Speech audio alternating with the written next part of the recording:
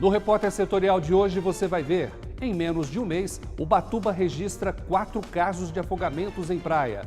Procon de Taubaté alerta comerciantes sobre golpe aplicado por estelionatários. Na reportagem especial de hoje, especialistas falam sobre o cenário da política nacional. E você vai ver também. O outubro é rosa. Rosa porque nele é chamada a atenção da mulher para a necessidade do autoexame e dos exames necessários para a detecção da saúde do seu seio, né? Então a campanha atinge aí principalmente a situação do câncer de mama. Quem está conosco para falar sobre o assunto, detalhar, dar todas as informações, é a Gisele Andrade. Ela é enfermeira e ela coordena o Programa de Saúde da Mulher em Taubaté. Está aqui conosco e vai trazer revelações muito importantes. Você preste atenção aí, hein? É já já.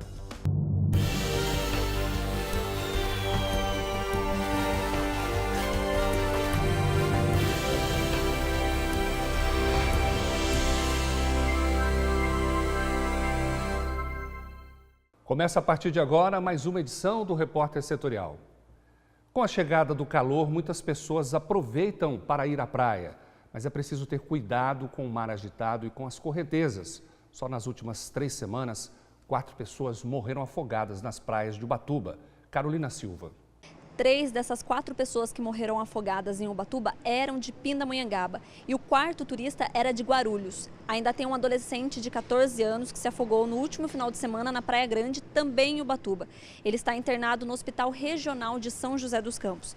Quem vai falar para a gente sobre alguns cuidados é o capitão Cafalco do Corpo de Bombeiro aqui de Taubaté. Capitão, o que pode ser feito nesses casos de afogamento? A orientação do Corpo de Bombeiros é que a pessoa nunca pule para salvar, para tentar tirar outra pessoa da água, se ela não tiver o treinamento e o preparo necessário. A gente orienta que a pessoa jogue algo que flutua, que ela possa se agarrar e retirá-la rapidamente da água. E imediatamente ligar o 193. E o que os banhistas precisam ficar atentos? Quais os cuidados eles precisam ter para não acontecer esse tipo de ocorrência? Jamais entrar na água após ter ingerido bebida alcoólica ou grande quantidade de alimento. Procurar sempre os locais que são seguros, que tem guarda-vidas, as praias, as piscinas, os locais demarcados realmente para o banho. Não entrar muito fundo na água, principalmente no mar, onde tem correnteza, onde tem buraco, ou onde tem grande quantidade de ondas. O Corpo de Bombeiros tem estatística que 2/3 dos afogamentos ocorrem em águas doces naturais, represas, rios, cachoeiras, lagos, lagoas. Então a orientação é que as pessoas não procurem esses locais para se refrescar no verão, mas procure os locais apropriados. O cuidado tem que ser redobrado com as crianças, né? Sim, jamais deixar crianças pequenas sem supervisão, mesmo em casa, em banheiras, em piscinas em casa. Não confiar em flutuadores também. As crianças se afogam muito rápido. O afogamento é a 2ª maior causa de mortes entre crianças até 8 anos. Só perde para o acidente de trânsito. Muito obrigada, capitão. Então essas são as dicas do Corpo de Bombeiros para que os banhistas possam aproveitar esse calor com segurança. Carolina Silva de Taubaté para o Repórter Setorial.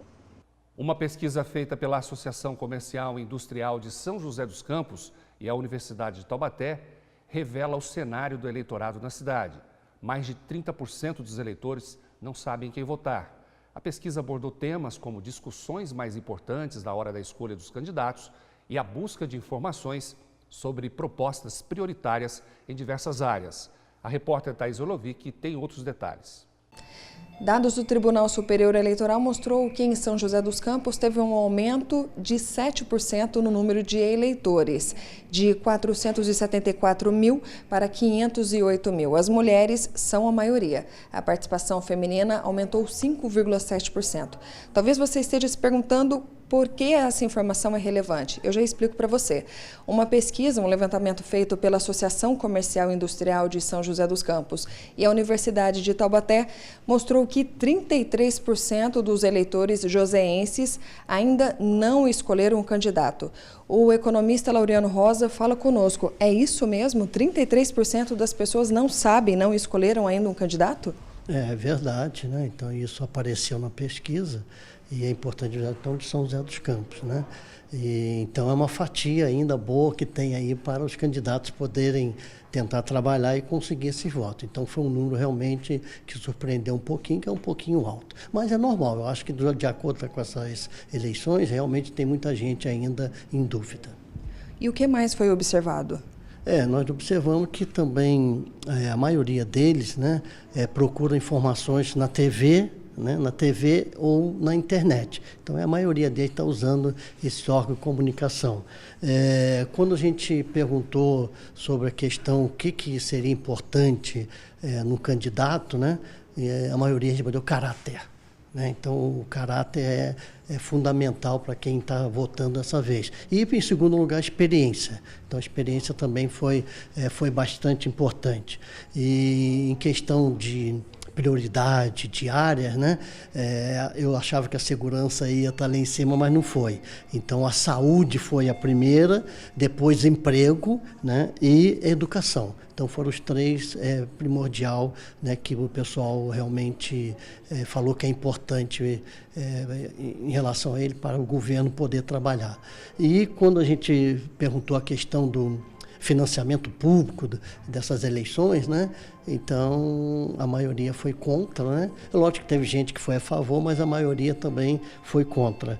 E finalmente a gente fez também uma pergunta se essa pessoa, se eles estavam realmente acompanhando essas eleições de perto, né? Então, isso aí que foi interessante, que 74% falou que acompanha a distância, então não estão muito interessados. Nesse caso, não somente em São José dos Campos, mas em todas as cidades, né, da nossa região, do Brasil, para essas pessoas ainda que não escolheram seu candidato para este domingo, que já é eleição, qual é a orientação que pode ser dada a essas pessoas?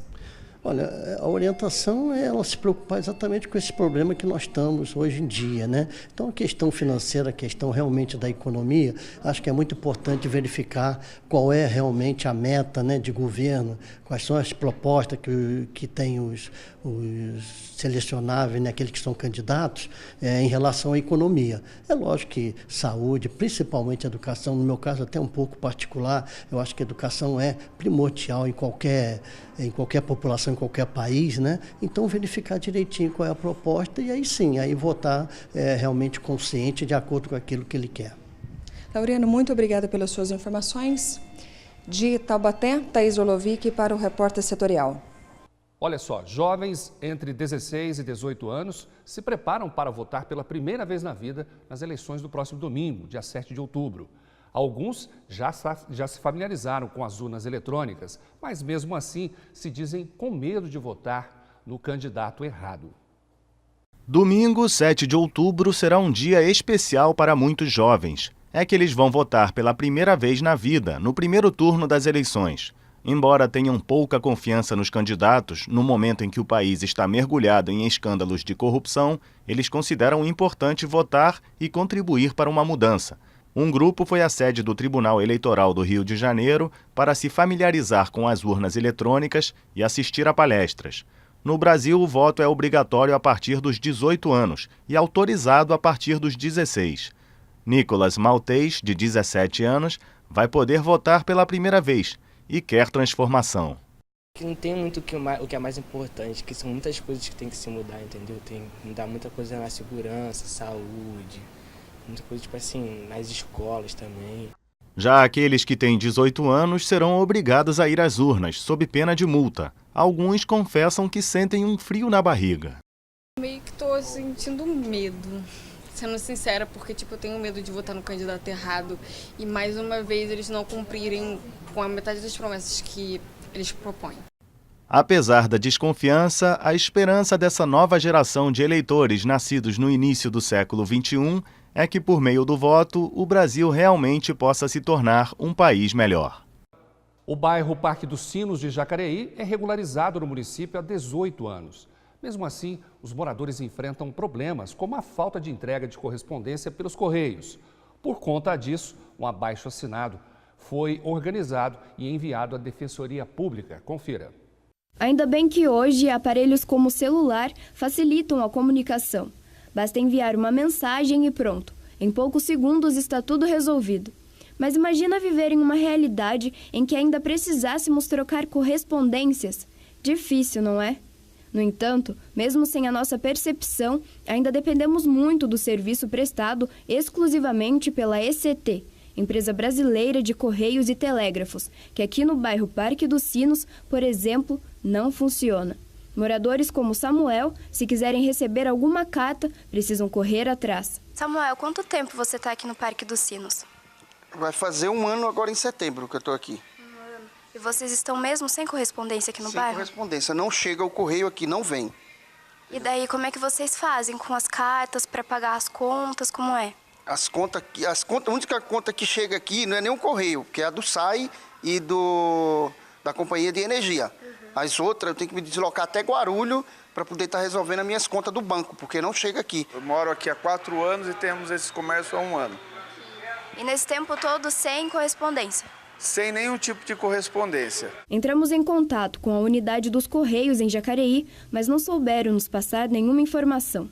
Em contrapartida, os moradores do Parque dos Sinos, bairro urbanizado de fácil acesso, localizado próximo à rodoviária nova da cidade, realizaram um abaixo-assinado e, com o auxílio do vereador Luiz Flávio, da Câmara Municipal de Jacareí, encaminharam o documento à Defensoria Pública da cidade, que deve entrar em contato com a Empresa Brasileira de Correios e buscar uma solução para o atual problema. Na verdade, o bairro Parque dos Sinos já existe há mais de 15 anos. Eles ainda não têm disponível o serviço de correios, ou seja, a entrega e o recebimento de correspondências. Nós aqui na Câmara Municipal observamos esse problema que os vereadores vêm enfrentando e escolhemos um remédio adequado, qual seja ingressar com uma ação civil pública junto à Defensoria Pública da União para que o Poder Judiciário obrigue os Correios a fazer essa entrega. O Parque dos Sinos é regularizado na cidade desde o ano 2000. Ou seja, 18 anos já se passaram, mas os moradores ainda precisam buscar suas correspondências em antigas residências ou então na unidade dos Correios. Muita gente até quer mudar do bairro por causa disso. Complicada essa situação? É bem complicado. Para nós que moramos aqui no Parque dos Sinos aqui, é um pouco vergonhoso para o Correio, né? Porque é um bairro grande desse, tudo asfaltado.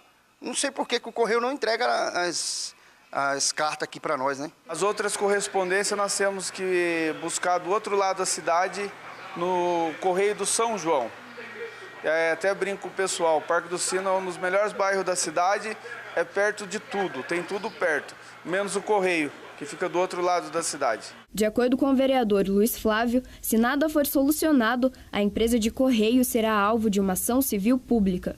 O Parque dos Sinos é um bairro urbanizado, regularizado, próximo ao centro da cidade, e nada justifica essa omissão dos Correios. E é bom dizer que o Correios exerce esse serviço em regime de monopólio, ou seja, somente os Correios podem executar esse serviço.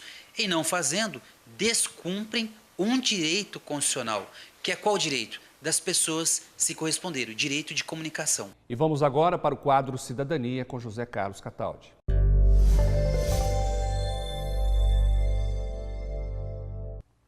Amigo, já está praticamente na hora de votar, pelo menos está tudo pronto para isso, né? As urnas já foram zeradas, já foram incluídos nome, número e o retrato dos candidatos todos, né? Está tudo preparado para você ir lá e votar. E avisos importantes a gente passa nesse momento, ou seja, você não pode entrar na cabine de votação com o telefone celular, você pode chegar com o celular até o mesário, se você fez a biometria e entrou no aplicativo que permite a substituição dele pelo seu título. Pode votar sem título se tiver identidade com retrato e souber o local da sua votação. E fica impedido de usar aí carro de som, fazer algazarra na porta lá do local de votação, tudo isso é proibido, né? Transportar eleitor para a zona de votação também, isso pode dar detenção até 6 meses, aplicação de pena de apoio à comunidade ou ainda multa, que pode às vezes chegar a R$50 mil, em torno disso. Então é bom ter cautela, né? E não deixar de votar, porque a gente sempre encontra um menos ruim, se for o caso. Mas se a gente não vota, ou vota branco, ou vota nulo, depois não tem moral para reclamar do que vai acontecer no país.